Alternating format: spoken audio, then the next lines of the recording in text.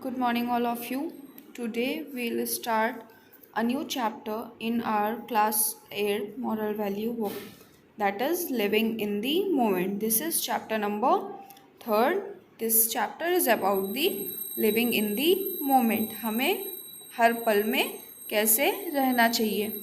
Are you usually worried or stressed about things that you have already happened or are going to happen?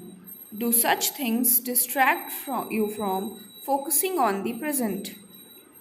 यहाँ पे introduction में दिया है कि पूछ रहा है आपसे, आर यू यूजली वरीड और स्ट्रेस्ड? क्या आपको भी चिंता होती है, आप भी परेशान होते हो चीज़ों को लेकर के? जो चीज़ें हो चुकी हैं या आगे होने वाली हैं, उन चीज़ों को लेके आप भी परेशान और स्ट्रेस्ड रहते हो? Do such things distract you from focusing on the present? क्या ऐसी चीज़ें आपको भी डिस्ट्रैक्ट करती हैं प्रेजेंट को फोकस करने, मतलब जो अभी है उस पर ना फोकस करके आपका डिस्ट्रैक्शन रहता है कि आप जो चीज़ें होने वाली हैं या जो हो चुकी हैं उन्हें लेके आप परेशान रहते हो? तो ये एक क्वेश्चन था, सभी के साथ में होता है नॉर्मली। तो ये एक स्टोरी के थ्रू हमें समझाया गया है कि हमें हर मोमेंट में को एंजॉय करना चाहिए, क्योंकि कोई भी मोमेंट हो, चाहे वो अच्छा हो या बुरा हो, जैसा भी मोमेंट हो, वो एक टाइम के बाद पास हो जाता है, परमानेंट नहीं रहता है. So now we will start the story. The king sat on his real throne. I am very happy today. The kingdom is at peace. All my subjects are happy. Everyone is fed and well looked after. My family is healthy and the kingdom is flourishing. There is no one and nothing that can make me sad. So in this story, this is the story which has took place in the palace of the king. तो क्या होता है, king अपने throne पे बैठते हैं और वो बोलते हैं, I am very happy today, मैं आज बहुत ज़्यादा खुश हूँ, मेरा सारा किंगडम, सारा राज्य शांति में है, मतलब शांति है, सुकून है मेरे राज्य में, मेरे जो भी सब्जेक्ट्स मीन्स जो भी मेरे जानने वाले हैं, जो भी मेरे लोग हैं, वो सारे खुश हैं, अच्छे से खा पी रहे हैं और अपने परिवार की देखभाल कर रहे हैं, मेरी फैमिली जो है वो भी हेल्दी है और जो मेरा किंगडम है वो भी फ्लोरिश कर रहा है, खुशी से झूम रहा है. देयर इज़ नो वन, यहाँ पे ऐसा कोई भी नहीं है और ना ही कोई ऐसी चीज़ है जो कि मुझे दुखी कर सके. You should not ever say that, great king, one of the courtiers piped up. Life is unpredictable. We can be sad one minute and happy the next. We never know what is going to come next. तो जब king ऐसा बोलते हैं तो वहाँ पे जो courtiers रहते हैं उनमें से एक कोर्टियर उठता है और बोलता है, आपको ऐसा नहीं बोलना चाहिए किंग, राजा, आपको ऐसा नहीं बोलना चाहिए. लाइफ इज़ अनप्रडिक्टेबल, लाइफ को हम बिल्कुल भी प्रेडिक्ट नहीं कर सकते हैं, हमें नहीं पता कि लाइफ में कब क्या होने वाला है. We can be sad one minute, हम लोग क्या कर सकते हैं, एक मिनट सैड हो सकते हैं तो अगले ही मिनट हम लोग हैप्पी भी हो सकते हैं, कोई नहीं जानता कि कब क्या हो जाए. We never know what is going to come next, हम में से किसी को नहीं पता है कि आगे क्या आने वाला है. Impossible, the king exclaimed, king अपने कोर्टियर की बात सुन के बोलते हैं कि it's not possible. I am so happy today that nothing can make me sad, मैं आज इतना ज़्यादा खुश हूँ कि मुझे कुछ भी दुखी नहीं कर सकता, कोई भी ऐसी चीज़ नहीं है या कोई भी ऐसी बात नहीं है कि जो मुझे दुखी कर सके. And then king says, I declare a competition, मैं एक कॉम्पिटिशन डिक्लेयर करता हूँ. Anyone who can make me sad when I am happy and happy when I am sad by saying just one sentence will get a reward of 1,000 gold coins. King क्या कहते हैं कि मैं एक competition declare करता हूँ कि कोई भी इंसान, या अगर मैं खुश हूँ तो मुझे दुखी करके, या मैं दुखी हूँ तो मुझे कोई एक सेंटेंस, सिर्फ एक सेंटेंस ऐसा बोले कि जिससे मैं अगर खुशी हूँ तो दुखी हो जाऊँ और अगर दुख में हूँ तो खुश हो जाऊँ. तो अगर कोई मुझे ऐसा कर पाया तो मैं उससे रिवॉर्ड में 1,000 गोल्ड कॉइन्स दूंगा. The courtiers and messengers of the court sent the message out far and wide. People poured in from across the kingdom in an attempt to win the competition. From trickery to narrating long stories, Everyone tried to change the king's mood by using just one sentence, but it was not possible. फिर क्या होता है जब king ऐसा competition declare करते हैं तो जो जितने भी किंग के कोर्टियर्स और मैसेंजर्स होते हैं वो दूर दूर तक भेजे जाते हैं किंगडम में, राज्य में, और दूर दूर से लोग क्या करते हैं, किंगडम में आते हैं, राज्य में, उस कंपटीशन में हिस्सा लेने। कोई ट्रिकी स्टोरीज बना के, तो कोई लंबी लंबी कहानियाँ सुना के, कोई अपनी किसी ट्रिक्स से, सभी लोग क्या करते हैं, किंग के मूड को चेंज करने की कोशिश करते हैं, लेकिन कोई भी चेंज नहीं कर पाता है। The next person brought before the king to try his luck at winning the competition was an old jeweler. The man had been one of the best jewelers in the kingdom for many years. Now he was old and frail. He had gone almost completely blind and needed a walking stick to go from one place to another. He placed a gold ring before the king.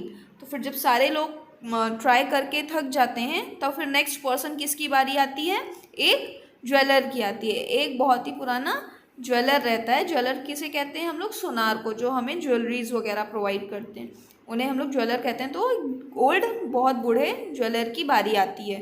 The man had been one of the best jeweller. उस kingdom का वो आदमी जो था वो सबसे अच्छा jeweller था, सबसे अच्छा सुनार था। He was old and frail, लेकिन अब वो क्या हो गया था, बूढ़ा हो चुका था। He had gone almost completely blind, और वो पूरी तरह से अंधा हो गया था, और चलने के लिए उसे वॉकिंग स्टिक की ज़रूरत पड़ती थी। अगर उसे एक जगह से दूसरी जगह जाना है तो उसके लिए उसे वॉकिंग स्टिक की ज़रूरत पड़ती थी। ही placed a gold ring before the king. तो जब उसकी बारी आती है तो वो क्या करता है, किंग के सामने एक गोल्ड रिंग रख देता है। Ha ha ha, cried the king, you are suppose to make me sad when I am happy, you fool. How can giving me a gold ring make me sad? It will make me even happier than before. तो जब वो gold की ring place करते हैं, king के सामने रखते हैं, तो किंग हंसने लगते हैं कि तुम्हें क्या लगता है कि तुम मुझे दुखी कर सकते हो जबकि मैं बहुत ज़्यादा खुश हूँ? तुम कैसे सोच सकते हो कि एक गोल्ड रिंग मुझे सैड कर सकती है, दुखी कर सकती है, जबकि इसे देख के तो मैं पहले से भी ज़्यादा खुश होऊंगा। The jeweller lifted the ring and showed it to the king. जब ज्वेलर ने ऐसी बात सुनी किंग की तो उसने उस रिंग को उठाया और किंग को दिखाया। On closer inspection the king noticed that on the ring were engraved the words this too shall pass. तो जब वो जो ज्वेलर था वो रिंग उठा के किंग को पास से दिखाने ले जाता है, तो जब किंग पास से देखते हैं तो उस रिंग पे इनग्रेव्ड मतलब लिखा हुआ होता है। मतलब जैसे अगर किसी चीज़ पे हम लोग कुछ लिखते हैं तो उसको मेंशन करते हैं इनग्रेव्ड से। दिस टू शैल पास, ये भी गुजर जाएगा। ठीक, this too shall pass means ये भी गुजर जाएगा। Instantly the king was filled with anguish. ये पढ़ते ही किंग क्या हो गए, एंग्विश हो गए, परेशान हो गए। All this happiness no matter how intense, जितनी भी खुशी थी, ज़रूरी नहीं कि वो कितनी भी बड़ी या कितनी भी छोटी हो, could not last for ever, हमेशा नहीं रहेगी। He now realised that these were indeed words that would make him happy when he was sad and sad when he was happy।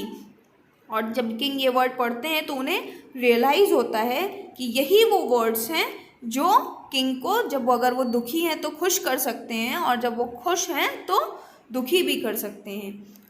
Every object, हर object, every structure, every person, every thought, every problem, every idea, everything, कितनी भी चीज़ें, चाहे वो object हो, structure हो, person हो, thought हो, फीलिंग हो, इमोशंस हो, प्रॉब्लम्स हो, whatever thing is there, everything is temporary. सभी चीज़ें क्या हैं, टेम्परेरी हैं, कोई भी चीज़ परमानेंट नहीं है लाइफ में।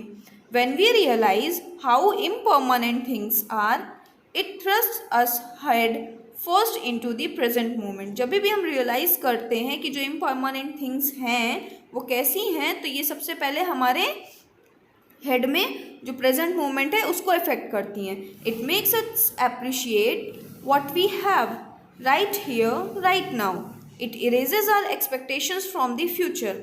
और क्या होता है कि जब भी हम कोई इम्परमानेंट चीज़ें या कोई भी चीज़ हम प्रेजेंट में देखते हैं तो हमें क्या लगता है कि ये जो चीज़ें हैं इसी में हमारी सारी जो दुनिया है या सारी प्रॉब्लम्स हैं या खुशी जो कुछ भी है अभी ही है। हमारी सारी एक्सपेक्टेशंस क्या हो जाती हैं फ्यूचर को लेके कि फ्यूचर में कुछ अच्छा होगा या फ्यूचर इससे बेटर हो सकता है, ये सारी एक्सपेक्टेशंस हमारी इरेज हो जाती हैं, मिट जाती हैं। It wipes away any assumptions we have for how things might be someday. और जो जितनी भी चीज़ें होती हैं वो क्या होती हैं, जितने भी अजम्पशंस होते हैं हमारे वो सब वॉश आउट हो जाते हैं, वाइप अप हो जाते हैं कि कुछ अच्छा किसी टाइम हो सकता है या पहले कैसे थे हम या आगे कैसे हो सकते हैं। We realise that this moment no matter if it's pleasant और अदरवाइज टू शैल पास। हमें ऐसा सोच के नहीं बैठना चाहिए, हमें क्या रियलाइज़ करना चाहिए, कोई भी मैटर हो चाहे वो प्लीजेंट मीन्स खुशी का मौका हो और चाहे वो अदरवाइज मीन्स कोई भी दुख का, परेशानी का, प्रॉब्लम्स, हैप्पीनेस कुछ भी हो, टू शैल पास ये भी गुजर जाएगी। People use the phrase this too shall pass when they are in search of comfort and solace. When they need to feel like things will get better, they also use these words to humble those who are too proud. People ज़्यादातर ये एक phrase है हमारे English का, this too shall pass, ये भी गुजर जाएगा, ये वक्त भी गुजर जाएगा। और लोग इसका यूज़ करते हैं जो लोग परेशान होते हैं उनको हम्बल दिलाने के लिए, उनको शांत करने के लिए या कंफर्ट के लिए अपने, कि चलो ये वक्त भी गुजर जाएगा, अच्छे दिन आएंगे।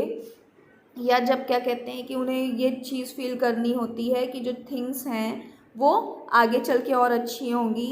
या कभी कभी जो लोग होते हैं वो बहुत ज़्यादा प्राइड होते हैं या प्राउड होते हैं, बहुत ज़्यादा घमंडी होते हैं, तो उनके लिए भी ये वर्ड कई जगह पे ये फ्रेज़ यूज़ होता है कि ये टाइम भी गुजर जाएगा। इस हमें अपने समय पे कभी भी घमंड नहीं करना चाहिए, उन लोगों को हम्बल करने के लिए भी ये वर्ड यूज़ होता है। सो whenever you feel whatever things, because everything in world is not permanent, सारी चीज़ें परमानेंट नहीं हैं, एवरीथिंग इज़ टेम्परेरी, समय के साथ सारी चीज़ें बदलती रहती हैं।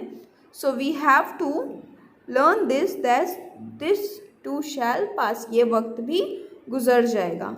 Each moment is a gift, हर मोमेंट एक क्या होता है, गिफ्ट होता है, तो उसे हमें अच्छे से यूज़ करना चाहिए, चाहे वो अच्छा मोमेंट हो या बुरा मोमेंट हो। कोई भी मोमेंट कंटिन्यूअसली नहीं रहता है, एक टाइम के बाद चीज़ें चेंज होती हैं। So living in the present will make us worry less, इसलिए हमें हमेशा प्रेजेंट में जीना चाहिए। पास्ट में क्या हुआ या फ्यूचर में क्या होने वाला है अगर हम ये सोचेंगे तो हम बहुत ज़्यादा वरीड हो जाएंगे। So it's better to live in the present moment, we will be happier, इससे क्या होगा कि हम हमेशा खुश रहेंगे। So this was the story living in the moment which tells us about. So I hope that you have understood this story. So apply in your daily life this story, because this story tells us about living in the present moment. हमें हमेशा अपने present moment में रहना चाहिए। We can't put the things on future, or we can't look at the things which have passed away, because इन सारी चीज़ों को अगर हम सोच के बैठेंगे तो हम हमेशा worried और stressed रहेंगे. So okay, that's all for today. Now we will meet in our next class. Till then, thank you all of you.